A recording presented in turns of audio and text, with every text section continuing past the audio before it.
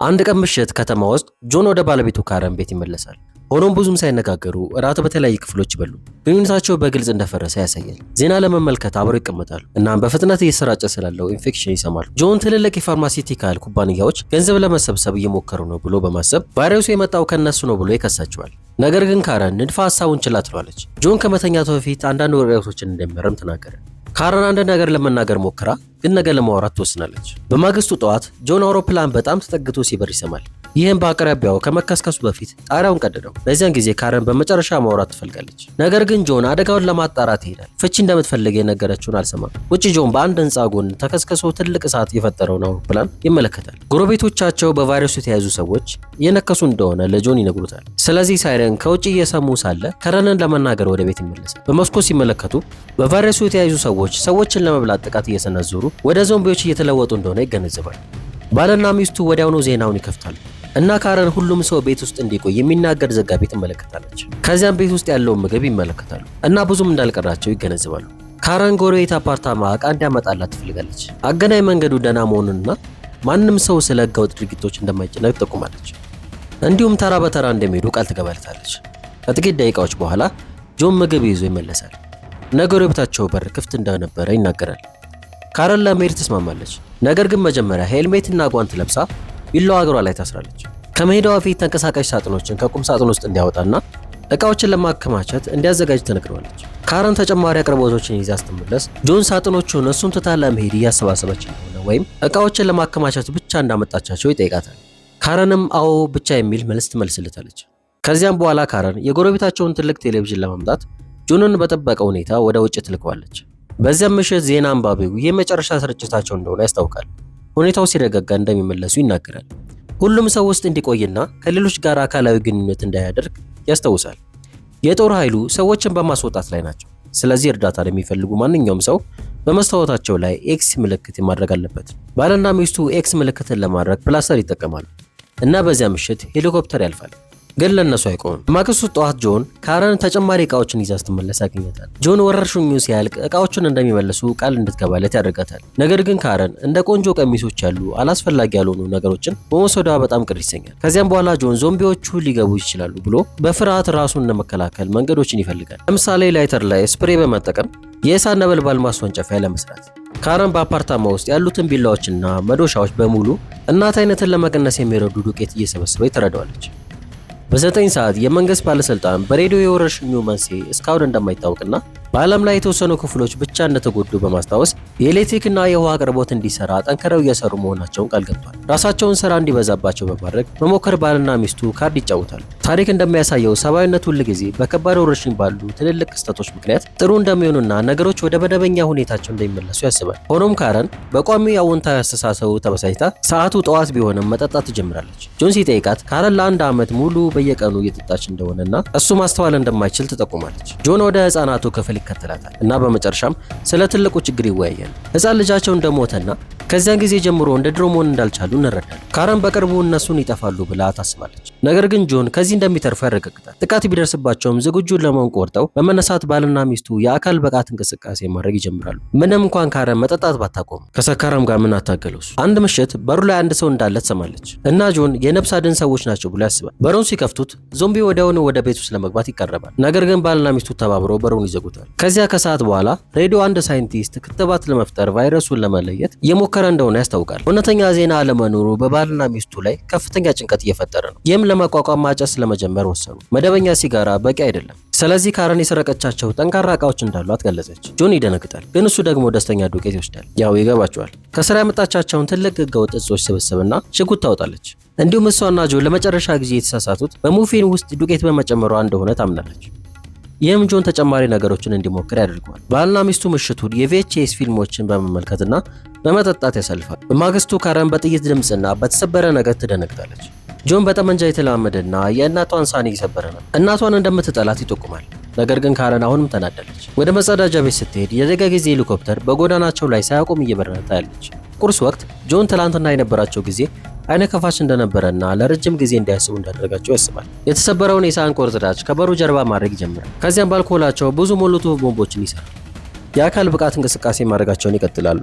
ነገር ግን ያ ደስተኛ የሚያደርጋቸውን ዱቄት መጠቀማቸውን አላቁም። ድጋሜ በ9 ሰዓት ሬዲዮ ይከፍታሉ።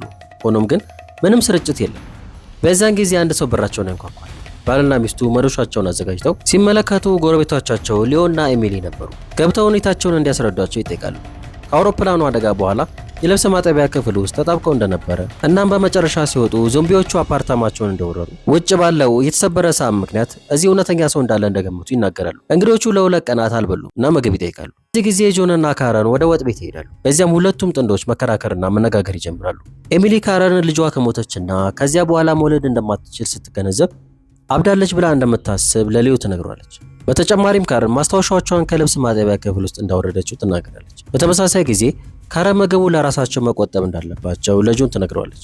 ጆን ሰዎችን መርዳት ትክክለኛ ነገር እንደሆነ እየነገረ ይገፋፋል። ስለዚህ ካረን ረሃብን ስለሚያስታግስ ያን ደስተኛ የሚያደርገውን ዱቄት ወደ ምግብ ውስጥ እንዲቀላቀሉ ትጠቁማለች። እራቱን ከተጋሩ በኋላ ኤሚሊ ቀሚሶቹና ቴሌቪዥኑ የራሷ እንዳይመስሉ አስተዋለች። ካረን እንግዶቹ እቅዳቸው ምን እንደሆነ ትጠይቃለች እና ሊዮ እንዲሄዱ ከፈለገች እንደሚሄዱ ይናገራል።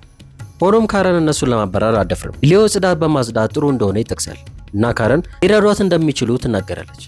ቀሪው ምሽት በመጠጣትና በመጫወት ያሳልፋሉ። ምንም እንኳን ኤሚሊ ሊዮ ከጆ ጋር የሚያደርገው ውይይት በጣም እንዲደራ ባትፈልግም ጥሩ ለመሆን ትሞክራለች። የመኝታ ሰዓት ላይ ሊዮና ኤሚሊ ወለሉ ላይ መተኛት እንዳለባቸው ሲሰሙ ይደነግጣሉ። ጥርሷን እየቦረሸች ሳለ ካረን ለጆን እንግዶቻቸው በቦታቸው ወይ ደግሞ በቤታቸው ተጨማሪ ክፍሎች ስላላቸው የተሻለ እንደሆኑ እንደምታስብ ትናገራለች። ሆኖም ከወረሸኙ በኋላ ሌሎች ጎረቤቶች ስላላገዙ እንዳይፈርዱባት ስለምፈልግ አሁንም ማስወጣት አትፈልግም። ይልቁንም ካረን በድምፅ እንግዶቻቸውን ማበሳጭ ስለፈለገች ከጆን ጋር የተዝናናች ትጫዋለች። ኤሚሊም እንደ ፉክክር ከሊዮ ጋር ተመሳሳይ ነገር ታደርጋለች። ስለዚህ ሁለቱም ሴቶች ሆን ብለው ድምፅ ያሰማሉ። በማግስቱ ጠዋት ኤሚሊ ካረን እንድትጠብቅ ለማድረግ ብቻ መታጠቢያ ቤት ውስጥ ምንም ሳታርግ ትጠብቃታለች። ከቁርስ በኋላ እንግዶቹ እንዲያጸዱ ትጠይቃለች። በሚሰሩበት ጊዜ ኤሚሊ ጽዳት ማጽዳት ክብራቸውን እንደማይመጠር ትናገራለች። ሊዮ አብረው መቆየት እንደማይጠበቅባቸውና በቀላሉ መሄድ እንደሚችሉ ይጠቁማል። ሆኖም ኤሚሊ በቀል ትፈልጋለች።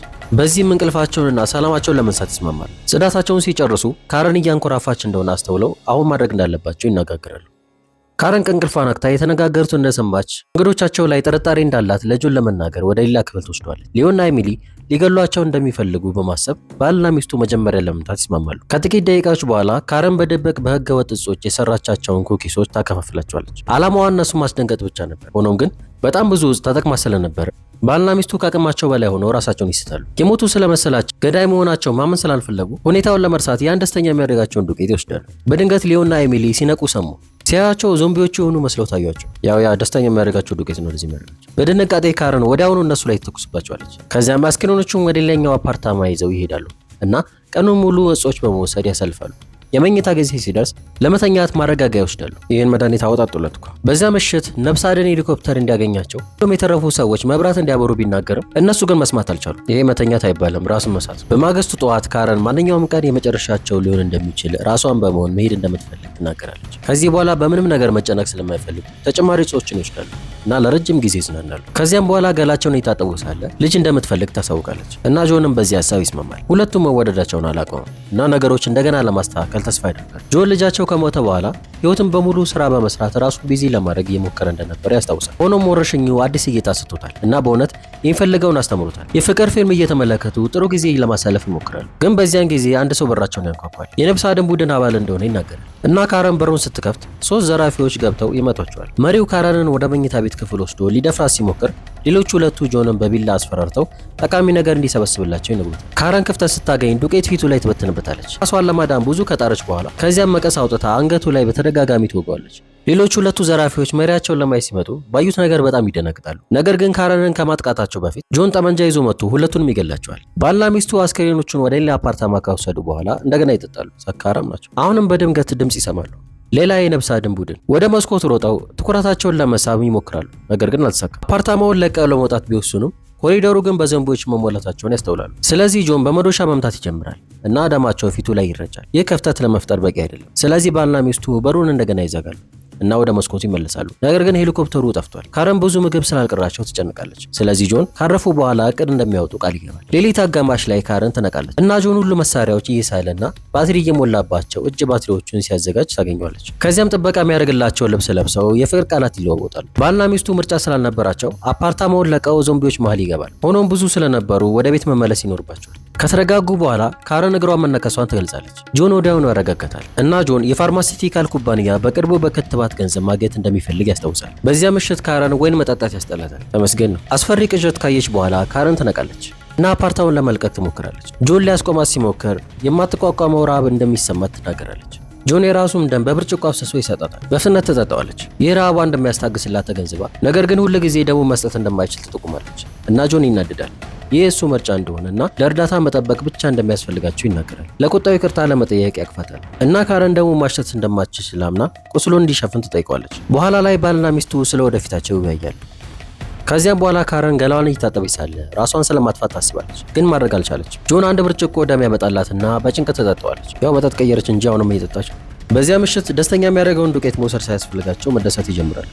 በማግስቱ ጠዋት ጆን አልጋው ባዶ ሆኖ ያገኘዋል። በመታጠቢያ ክፍል ውስጥ ካረን ስለተለወጠችና እሱ ማጥቃት ስላልፈለገች ወደ ህጻናት ክፍል መሄድ እንዳለበት የሚገልጽ ደብዳቤ አለ። ጆን ወደዚያ ክፍል ይሄዳል እና ዞምቢ የሆነችውን ካረን ያገኛታል። ግድግዳው ላይ በሰንሰለት ታስራለች። ደረቷ ላይ ግደለኝ የሚል ጽሑፍ ተጽፏል። ጆን ከወረሽኙ በኋላ ይኖረኛል ብሎ የሚገምተውን ህይወት እያሰበ ያለቅሳል። ሀዘኑን ለመርሳት ከጠጣ በኋላ ሽጉጡን ይዞ ሚስቱ ላይ ለመተኮስ ይዘጋጃል። ከጥቂት ደቂቃዎች በኋላ በመስኮቱ ላይ ያለውን ኤክስ ስላዩ የወታደሮች ቡድን ወደ አፓርታማው ይገባል። ወደ ህጻናት ክፍል ሲገቡ ጆንና ካረን ሁለቱም ዞምቢዎች መሆናቸውንና እጆቻቸው በፕላስተር ተጣብቀው ነበር። ካፒቴኑ ባየው ነገር ቢያዝንም ሌላኛው ወታደር አንድ ህግ ያነባል። ዞምቢዎቹ ዜጎች ተብለው አይቆጠሩም። እናም ጆንና ካረን ከገደሉ በኋላ ወታደሮቹ ይሄዳሉ። ይህ በዞምቢ ወረርሽኝ ጊዜ አንድ ባልና ሚስት ቤታቸው ውስጥ የሚያሳልፉት ላይፍ ላይ ብቻ የሚያጠነጥነው ፊልም በዚህ መልኩ አቅርቤላችኋለሁ። የፊልሙን ርዕስ በኮሜንት ላይ ገምቱ። መጀመሪያ ግን ላይክ ማድረግ አይረሳ። ከዛ ከኮሜንቶች መሃል በጣውጥቼ ለሁለት ሰው የካርድ ሽልማት ይኖረኛል። ስለተከታተላችሁኝ አመሰግናለሁ። ለዚህ ቻናል አዲስ የሆናችሁ ሰብስክራይብ ማድረጋችሁን አትርሱ።